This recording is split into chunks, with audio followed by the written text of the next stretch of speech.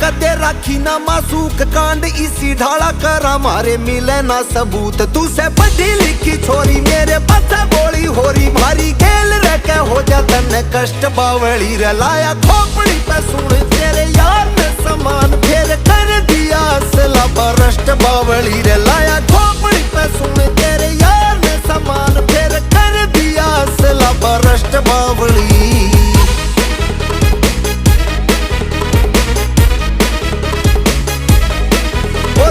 हाथ में गलोक पिस्तौल रखू कोक जो हवा बाजी ले रहे थे यारा ने दिए ठोक कर सोले आले एमपी ने चलाए हथियार प्यार प्यूर में ना बढ़िया इंटरेस्ट बावड़ी लाया खोपड़ी पे सुन तेरे यार ने समान फिर कर दिया असला बरस्ट बावड़ी रे लाया खोपड़ी पे सुन तेरे यार ने समान फिर कर दिया असला बरस्ट बावड़ी।